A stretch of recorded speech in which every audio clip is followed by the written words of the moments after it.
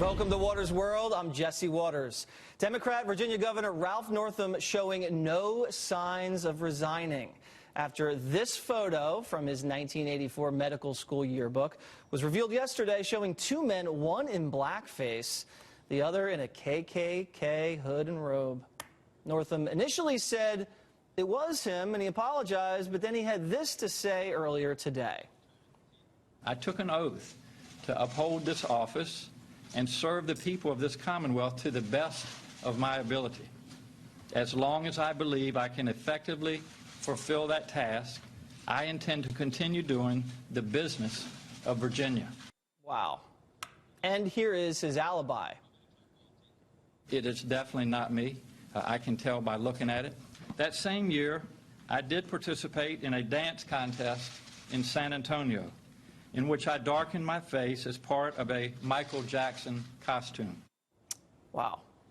Joining me now, author of 42 Faith, the rest of the Jackie Robinson story, and Fox News chief national correspondent Ed Henry. Got to get the chief in there. What a train wreck of a press This was horrible. And at one point he was smiling and joking with someone about the moonwalk. I don't know what his wife saved him and said this is not the right place to do the moonwalk. Yeah, he needed saving a lot earlier. The guy's a liar.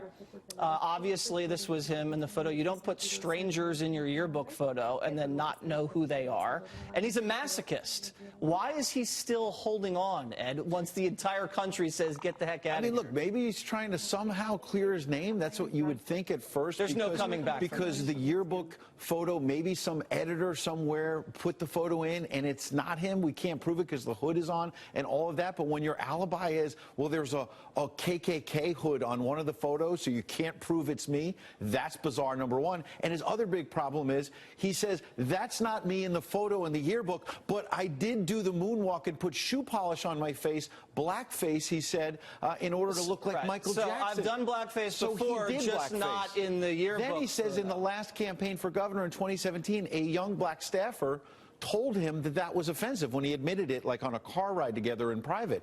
It took a young black staffer to tell him blackface is a dumb thing. He's oblivious. What was the other thing? His nickname was Coon Man, apparently. Was that a real nickname? He admitted that two of his friends, and he wouldn't give their names, but he said they did call me Coon Man, obviously a very offensive term. He said he didn't know why they called him that, so he was trying to say that there was nothing behind it. He said he also, I think, had the nickname Goose because he had a high-pitched voice or something. This is why the news conference was bizarre. Once you start going down this road, what in the world is going on? But here's the bigger point, is that earlier this week, he had another train wreck of an interview on a radio station in D.C., basically defending infanticide. So what do you think about the timing of this? Because I have no way to prove this at all, but this is what my gut tells me. He made such a mess with this infanticide situation and brought so much pain. It made the Democratic Party look very extreme. Onto his party in Virginia and then nationally to say, you know, you're going to deliver a baby, then you're going to terminate the baby as it's being delivered. He supported that, and then just a few days later, this blackface KKK photo comes out. I'm thinking to myself, this might have even been a Democrat who was so revolted by this in Virginia, maybe he just shopped it around. Well, on the other hand, it was first reported by a conservative blog, not a liberal blog, but could a Democrat have leaked it to the But why did it come out just now? I mean, it's a yearbook photo. That's Oppo Research 101. Well, look, both parties have egg on their face now because they should have found it. If you were a Democrat running against them in the primary in 2017, you should have found this to knock him out because it's offensive, it's gross, it's despicable. And if you're Ed Gillespie, you should be demanding a refund, the Republican candidate nominee for governor. And they made for your Oppo research guy who didn't find it. They made Ed Gillespie, the Northam campaign, look like the racist. Disgusting. They ran against him. You're a racist. Trump's a racist. And he's the guy in blackface. This is what some Democrats do. They basically call the president racist. They call, in this case, Ed Gillespie a racist, when in fact the governor himself is the one who's the racist because of this yearbook photo. Remember they ran this awful ad against This ad Gillespie? was minority kids. There were Hispanics. There were Muslim kids with headdress. And this pickup truck with a Gillespie bumper sticker and a Confederate flag on the back. And it really looked like a Trump Gillespie supporter was trying to run over immigrant kids. It was disgusting and despicable, especially since it was supporting a Democrat who turns out to be a racist. Amazing that a kid smirks with a MAGA hat on, and everybody finds that so offensive. And this, people are upset, but not as upset as they were then. Ed, thank you. Appreciate it. Got it wrong. Advice for journalists. That is the subject of tonight's Waters Words. The Democrat Party is moving towards the extreme left. One of the reasons is because the media won't ask Democrats a direct question.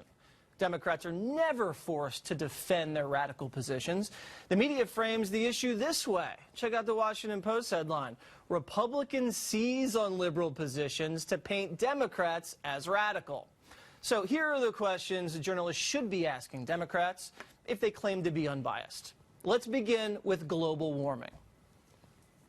Climate change is the existential threat of our time. This could be the #1 problem in America. If we continue to allow power to concentrate and with corporations to dictate the quality of our air, to dictate the fact and tell us that we can keep burning fossil fuels, to dupe us, people will die.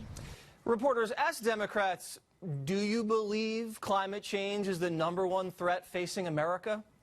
Do you believe climate change is more of a threat than terrorism, nuclear war, China, opioids? How many Americans has climate change killed? Do you want to eliminate oil and gas from the U.S. economy? Because that's the goal of your Green New Deal. Try that. Next up, partial birth abortion. Here's testimony from a late-term abortion bill sponsor in Virginia. Where it's obvious that a woman is about to give birth. She has physical signs that she is about to give a birth. Would that still be a point at which she could request an abortion if she was so certified? She's dilating. Mr. Chairman, that would be a decision that the doctor, the physician, and the woman would make. I understand that. I'm asking point. if your bill allows that. My bill would allow that, yes. Wow. So reporters asked the Democrats this: do you support partial birth abortion? Are you comfortable with a woman delivering a baby and then the doctor terminating it? All right, next up, tax hikes. Here's Democrat Congresswoman Omar from Minnesota. There are a few things that we can do. One of them is that we could increase the taxes that people are paying who are the extremely wealthy in our community. So 70%, 80%. We've had it as high as 90%. 90%. All right, Democrats, take a question from a reporter like this. Just, I dare you. Do you support a 90% tax rate? What do you think taxes should be raised to? 50%? 60%? 70%? If I was a journalist, I would demand they give me a number. Next up, socialized health care. Presidential candidate Kamala Harris said this. For people out there who like their insurance, they don't get to keep it? Well, listen, the idea is that everyone gets access to medical care, and you don't have to go through the process of going through an insurance company, having them give you approval, going through the paperwork, all of the delay that may require. Who of us has not had that situation where you got to wait for approval and the doctor says, well, I don't know if your insurance company is going to cover this? Let's eliminate all of that. Eliminate all of it. Reporters asked Democrats this: do you support single-payer health care? Ask all of them that. Do you agree with Kamala Harris that we should get rid of the healthcare industry in America? Do you want to take away the private healthcare plans of 175 million Americans and give them a government plan? How would you pay for all this? Raising everyone's taxes still won't cover it. Next up, the wall. Here's Pelosi. To put a wall there is, in my view, ineffective, too expensive, almost immoral. So reporters asked Democrats this question: if walls are immoral, should we tear down the existing walls that we have now on the border? And if walls don't work, why did the walls erected in Yuma and San Diego cause border arrests to drop 80 and 90%? So there's my advice for reporters. Just ask Democrats simple, direct, and logical questions, and make them go on the record and hold them accountable. And if you journalists want to need more advice, call me. Here to respond, former Arkansas governor and Fox News contributor Mike Huckabee, and the chairman of America Fighting Back, Herman Cain. Mr. Cain, you're laughing at Waters' words. What do you find so funny? Jesse, I don't want this to go to your head. Brilliant monologue, okay? Oh, thank you. Brilliant. Thank you. Those are the questions that they ought to be asking, and they are not asking them. You want to know why? They don't want the answers to those questions. Good job, Jesse. Thank you very much, Mr. Kane. You know, they don't want the answers. They don't want to hear the answers. They don't want the American public to hear the answers. Nope. And I didn't spend a long time thinking about these questions, Governor. I mean, these are just the next logical steps that you ask when someone proposes or says something. It's basically, do you believe? And if you believe this, how about this? Right? Well, my big difference between my friend Herman Cain and me is this. He's laughing, and I'm crying like Chuck Schumer sitting here listening to this, because I got to figure that if there are people who are actually getting elected to public office who thinks it's okay to kill a fully born, developed baby, who thinks that somehow we could tax 90% and that anybody would be stupid enough to get out of bed and go to work only to keep 10% and to give away 90. My gosh, Jesus only asked 10% of me. I can't imagine the government wanting 90%. And somehow believing we should go back to a place where people can just rush the borders. I don't understand what's wrong, not with the politicians. Right. You know, they may be crazy.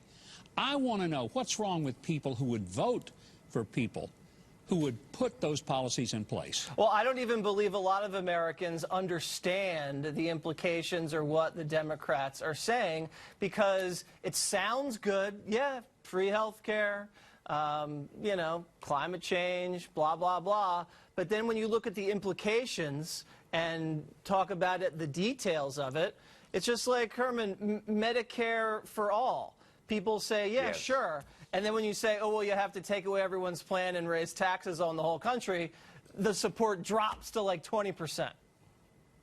Here's what the Democrat presidential wannabes, Nancy Pelosi and Chuck Schumer, are assuming, and that is mainstream America believes that. No, they do not. No. They're the only ones who believe that those lunatic ideas are going to fly in mainstream America. And let me make one point about this attack on people who are successful. Larry Kudlow said earlier today that 1% of the taxes, the top 1% pays nearly 40% of all the taxes. How much do they want to take, Mike, from those people that have chosen to be successful in a free market competitive system? That's where they are that's where they're assuming that the mainstream American people are gullible. Most of them are not. And Mike, Herman brought up people in middle America, mainstream America, freezing right now. I wonder if the people in the polar vortex believe the Democrats' idea that global warming is the biggest threat they're facing right now.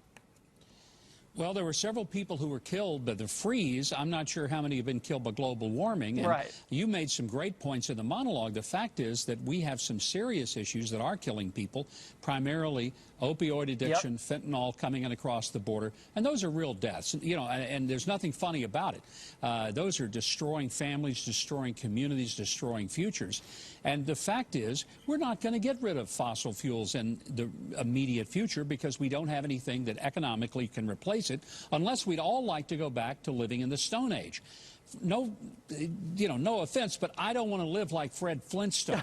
I've worked real hard to live better than that, and that's where we would end up if we went and got rid of all fossil fuels. All right, yubba dubba doo, everybody. I'll see you two later. Thank you very much. You bet. Thanks. All right, coming up, CNN and San Francisco businesses want to ban the MAGA hat. Okay, they're very upset. And later, the Party Bros on the craziest Super Bowl ads you'll see on Sunday.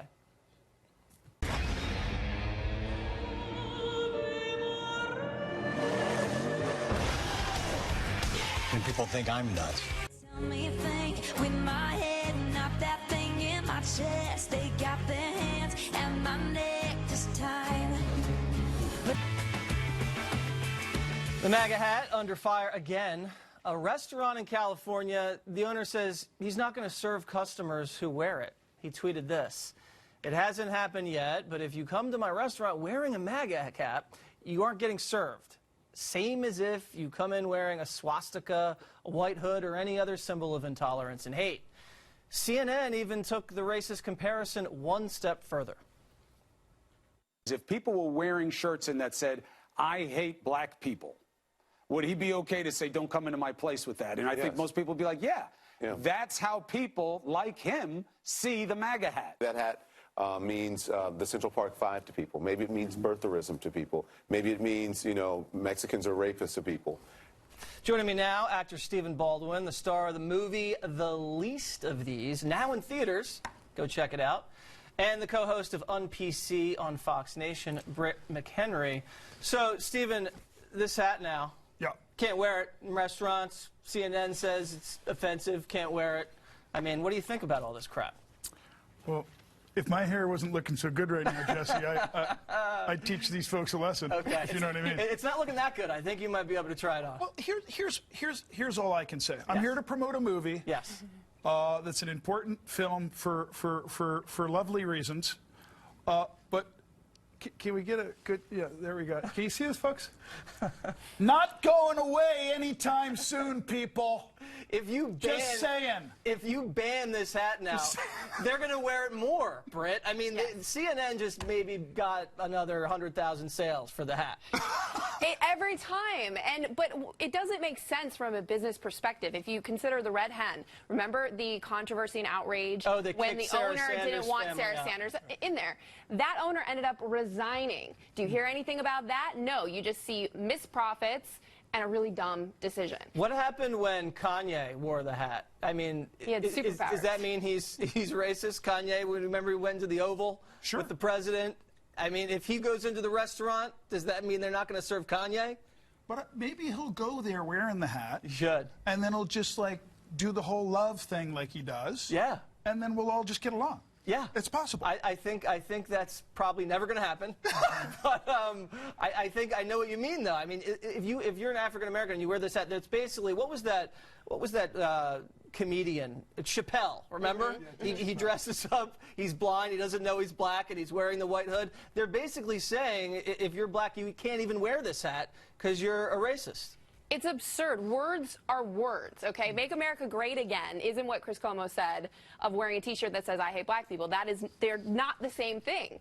And it's just, you see the last 2 weeks, the Covington Christian kids in the uproar, the fake news story about what happened simply because they wore this, followed a week later with Jussie Smollett from Empire. Now we're seeing holes in the story that MAGA had nothing to do with his attack, at least according to Chicago police. So maybe just stop putting the false accusations on a red hat. I mean, I can't go to a restaurant if I put this on? I'll put it on. There it is. I have a big head, though. If you went to San Francisco looking like that, you get eaten alive, Britt. I mean, it's working. San Fran, I'm ready for you. There you go. I think what makes America great again, or just what makes America great, is this process, Jesse. Right now, a lot of young people are looking this way, and they're looking at what's going on, and they're going, I don't know that I agree. Like, I think inevitably, regardless of President Trump, and he's going to get a second term and all that good stuff, I think as we continue, 40% undecided voters and a lot of young people are going to start, whether they agree with Make America Great Again, doesn't matter. Yeah. I think this is Trump's, crazy like a fox routine here is he keeps communicating in such a way that he's exposing the truth. Right. And inevitably, I think that's going to be an advantage in the next 10 years. And the way they're reacting, they're exposing themselves. Because you mentioned young people. Young people don't like being told what to wear, what not to wear. The left is saying you can't drive this, you can't drink a big gulp, you can't say this, you can't say Merry Christmas. Everything the left is saying you can't do, people, like you just said, are going to think, wait a second, this is not American. Don't tell me what to do. I think there's a common sense logic, and a lot of young people who even maybe support the left are looking at that right now going, that's not cool, because flip it the other way, and it's not just. It's not correct. No. The people are comparing this to the baker. Remember the Christian baker, and he wouldn't make a gay wedding cake? The difference is he was complicit in something that he believed was against his faith. You know, he was made to bake a cake that said, you know, Dick and Harry and the two guys like this, whatever. He didn't believe that. the guy at the restaurant, he's just making burgers and fries. He's not complicit in anything. He's going to make the same thing for everybody. Yeah, and with the baker, you know, that's his religious belief. And again, if any of these establishments, you don't want certain people in, you do own the place, but you have to prepare for the overwhelming response that's not going to like it. And I see plenty of restaurant owners on social media with all this anti-Trump rhetoric or anti-Republican rhetoric. You retweet it and say, wow, like, you're not going to let us in. They get the backlash, and then they claim they're the ones being bullied, even though they're not allowing people to come into their establishment. I'd let anybody in as long as they pay, right? I mean, green's green. I don't red, green, whatever. Your movie, tell everybody about it real quick. It's called The Least of These, and you can go to leastofthese.movie, not .com. So it's based on the life of Graham Staines. It's called The Least of These. It's beautiful. All right. It's got a wonderful message of hope and forgiveness. All right. Britt and Baldwin, Baldwin and Britt. Gotta get a ring to it. All right.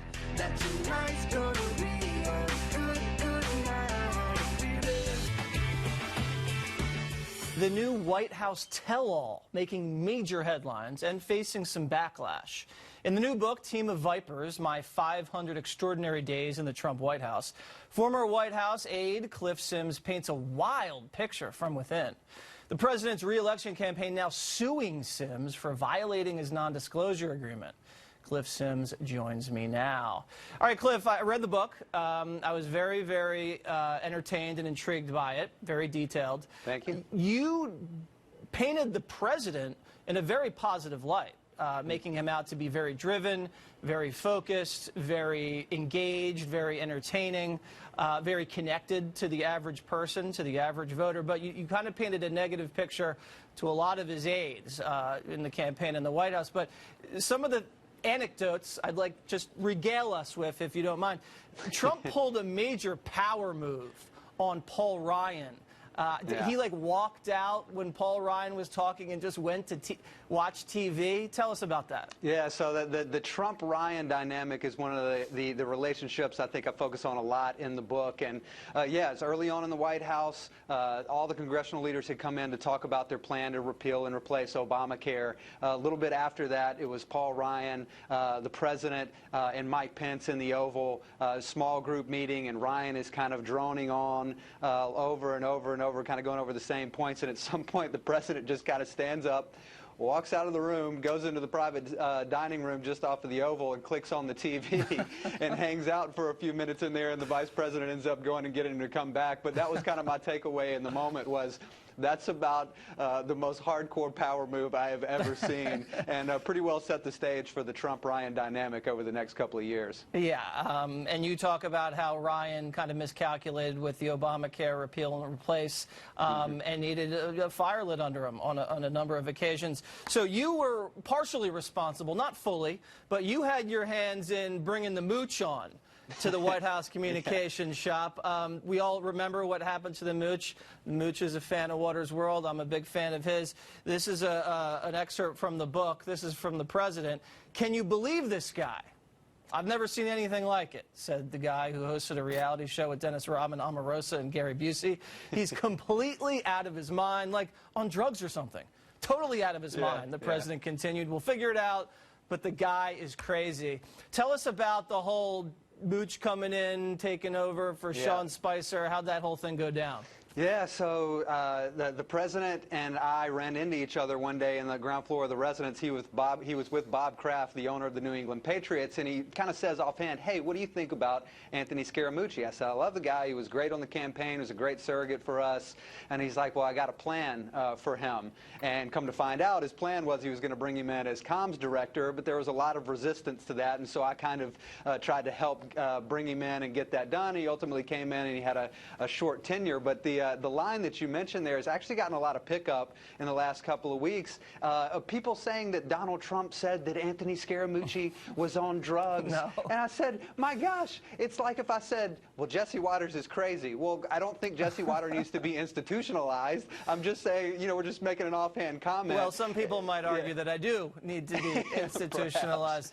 Yeah, no, and it's funny because there's so much resistance between factions. Who was it that didn't want the mooch in. It was Reince didn't want him in. Spicer didn't want him in. Yeah, Reince and Sean, Steve Bannon, that whole crew didn't want him to come in. I think Jared was in favor of him coming in. Ultimately, it worked out. And look, the reason I wanted him to come in is I felt like we didn't have a great comms and press operation at the time that was defending the president. They were more concerned with defending themselves all the time. And I thought the mooch would change that. People can say that what they want about the mooch, but the guy was loyal to Donald Trump, and that was something at the time that was kind of missing, I think. All right, so you brought up the White House Communications Office. There's a great moment in the book where you guys kind of gamed out Jim Acosta.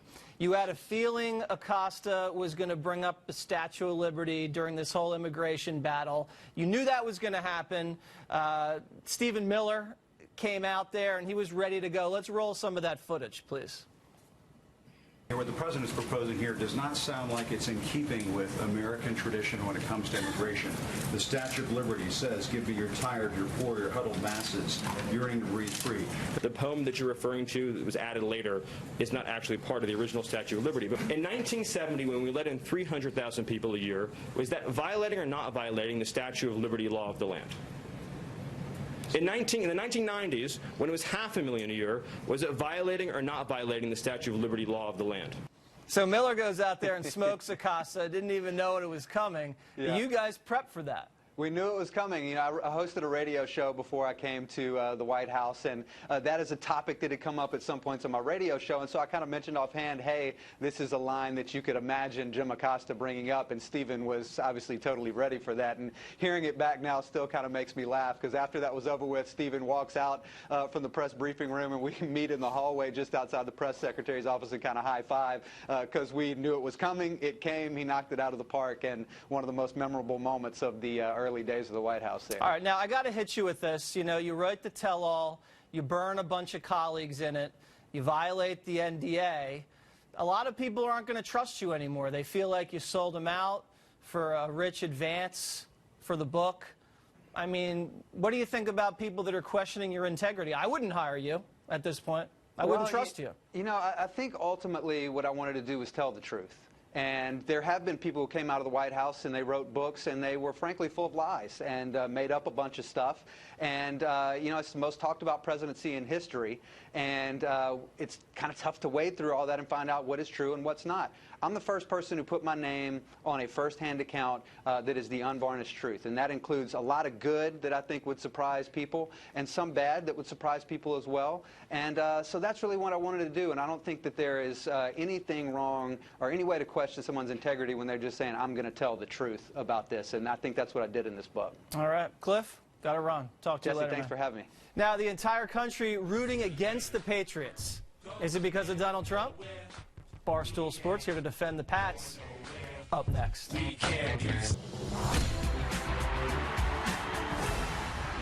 Another Super Bowl, and once again, the entire country hates the Patriots. Look at that map. Basically, the whole nation cheering for the LA Rams. I don't know why. Is it because they win too much, the Patriots, or is there a Trump connection? Here's what Harry Potter had to say about Tom Brady. Who are you rooting for in the Super Bowl? Rams. Because, like, the whole world's rooting against the Patriots. Like, sorry. Should Tom Brady retire? No. But, like, you just should stop winning things. It's not fun. Take that MAGA hat out your locker. I feel like that was the moment when, as a country, we're all like, oh, come on, dude. We all want to be, you know, you're awesome and behind you. Don't put that in there. I'll take that MAGA hat out of your locker. Joining me now, diehard Pats fan Dave Portnoy, founder of Barstool Sports. So, Dave, what do you think about Harry Potter? There's every excuse to hate the Patriots. I mean, I don't care that Daniel Radcliffe is rooting against the Patriots. I mean, he's a loser. He's a nerd, so I don't really care about that. What about the whole rest of the country also is rooting against the Patriots? Does that fuel you? I think it's a sad state of affairs in this country. People should appreciate greatness. We're seeing something that you're never going to see again. So if it was up to me, it should be something that we should put on a pedestal and be like, look at this. This is what everyone should strive to be. But people hate winning. People hate greatness. It's a sad state of affairs. Now, the fact that the Patriots ownership and Tom Brady does have personal connections to the president, very polarizing president, as you and I know, people dislike your team because of politics. How does that make you feel? You know, I really think it's more the winning. And then any excuse that you can pile on, you'll use. So the Trump hat and the fact that there is a relationship there, that's just an easy excuse. But they've been hating us long before Trump was president. This patriot hatred, this isn't a new thing. The map would not change if Trump wasn't president. People hate the Patriots because we win, because they can't beat us, because we're here every year, and they want to beat us. They hate us because they ain't us. That saying was long before Trump got elected. Now, the NFL commissioner also doesn't seem to like the Patriots too much. You've been giving him a hard time, you know, getting under his skin. You got booted from Media Day down there in Atlanta. Why does the commissioner hate Barstool and you personally so much? Well, because we stood up to him. And when Deflategate happened and Tom Brady got suspended, we protested. And we did it in the style of, you know, Nelson Mandela and Gandhi. It was a silent protest, and that's what this country is built upon. Yes. And Dave he doesn't Portnoy like any naysayers. and Nelson Mandela. I mean, right there, 2 peas in a pod. It's a silent protest, and that's the only way that the oppressed can get their voices heard. That's what we did. And Trump tried to strike, Goodell tried to strike us down. That's the only reason he likes us. We've never done anything except say, hey, what you did was wrong, and we want you to know about it. And it was silent, it wasn't threatening, but he allows no dissension within his regime. Okay, so let's talk about the game here. I mean, this is probably going to be decided at the line of scrimmage. They had a great D-line over there in L.A. You guys haven't let Brady get sacked in about the last 2 games. You know, the Rams got to let Gurley get going early, take some pressure off Goff. How do you see it? I think it'll be a close game. I mean, they haven't sacked Brady because Brady gets rid of the ball so quick, so it takes away the defensive line. But every Super Bowl that the Patriots play really comes down to a couple plays here or there, how the ball bounces. You know, some of the Super Bowls we won, we could have lost, and the ones we lost, we could have won. I expect this one to be very similar, very tight. I think the Patriots will win a very close game. I always think the Patriots are going to win, and for the most part, they do. That's why they're in their 9th Super Bowl. That's why they're the greatest dynasty of all time. But they play great Super Bowls. All of them have been close. Another gift that we give the rest of the country, great Super Bowls. So I think it'll be about 34-31. All right, 34-31. Take that to the bank. I'm glad you brought that up. Here was your prediction when you were on Waters World last year. Roll the tape. Oh, so I think Foles has to play well, but in the end, we have Brady, we have Belichick, and it generally ends up in our favor. So barring some sort of like travesty, like an earthquake or something, I just don't know how the Patriots lose this game. All right, so there was no earthquake last Super Bowl. I had to play that's what we call a cheap shot in the business, Jesse. That's hey, I'll do anything I can. Listen, we've only won once. I'll take anything I can. That was an absolute hit piece, and it's disgusting. All right, I think you'll recover. Have fun down there in Atlanta. Try not to get beat up. All right. Thank you. The Party Bros are back with some of the hottest Super Bowl ads you'll see. Up next.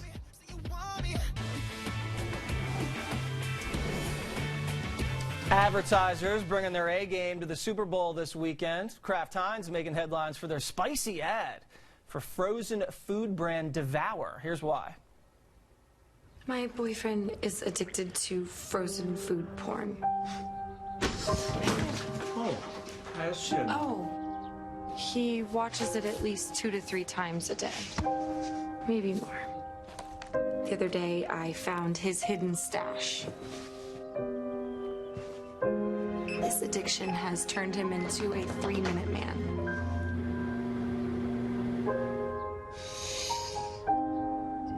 I tried to spice things up, but it didn't really work. He's doing it as much at work as he is at home.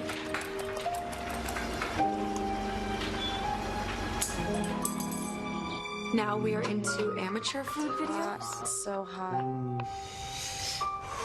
This addiction can happen to anyone. It's hard to resist. Here with a reaction, the Party Bros. Chad, JT, what up?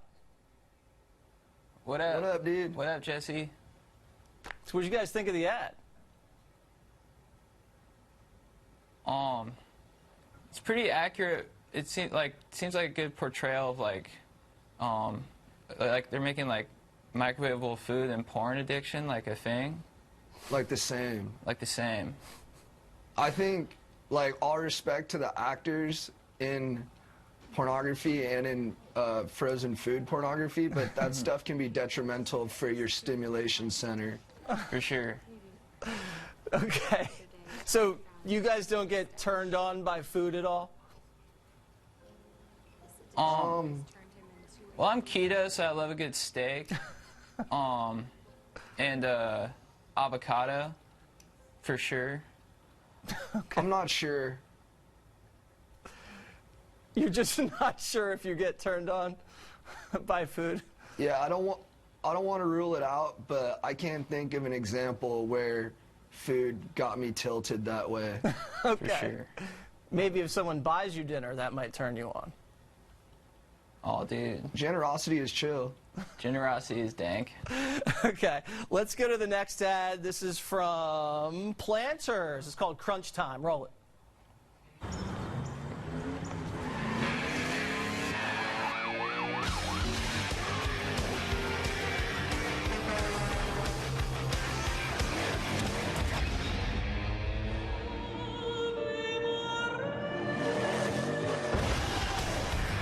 And people think I'm nuts.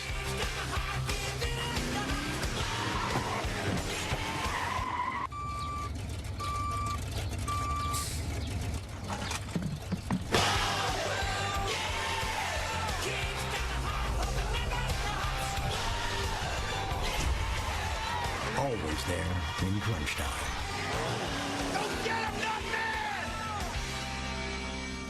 Now, that was pretty nuts, boys. Yeah, I'd say Mr. Peanut, he's kind of a with the way he drives, but his charisma has always been fire, so gotta give him props for that. Lots of bells and whistles there, but I'm not sure what the exact theme is. Good call. Are you jacked for the Super Bowl, Jesse? I'm pretty jacked. Who do you guys want to win? I mean, you guys are LA guys. You probably want the Rams. Am I wrong? Oh, dude, Rams all day. Like, be so stoked if they won. Honestly, like, feeling super confident about them, too. We got a good squad behind us. You know, Kurt Warner's got a cannon, and Marshall Faulkner, dude, he's going to lay down some serious yardage. So, dude, what up, Tom Brady? We're coming for you, dude. Let's go, Rams, dude. Yeah, what up? All right, that's but about... dude, but at our Super Bowl party, like, we're a little worried because we got, like, Chad mentioned a which is like an undesirable in the friend group coming. Ooh. And we're a little worried that he's going to blow our stoke. Yeah, Kevin, he's kind of a huge No, dude. So you just... Now Kevin knows you think he's a... You know Sorry, what? Kevin. Yes. Oh, dude, we just poked him on Fox. Wow. Did you guys know they have male cheerleaders on the Rams? Oh, that's tight. Yeah, are they, as long as they're hot. For sure, yeah, hot and capable, for sure. Okay. Yeah, that dude's cool. All right. And Kevin, I could see you guys with some pom-poms out there. Dude. Oh, thank you, dude. Oh, dude, I'd love to share my stoke on the field. And all right, guys, I got to run. Right, thank you very much. Happy Super Bowl Sorry, Sunday. Kev. Sorry. Sorry, Kevin. All right, Sorry, up dude. next, last call. Don't do me like that. Don't do me like that. What if I love you, baby? Time now for last call. So, Super Bowl weekend, I was there a few years ago. Remember this?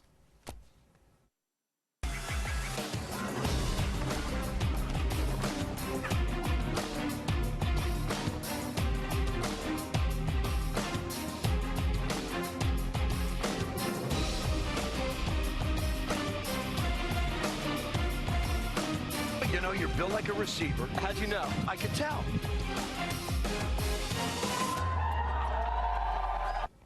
That's all for us tonight. Be sure to follow me on Facebook, Instagram, and Twitter.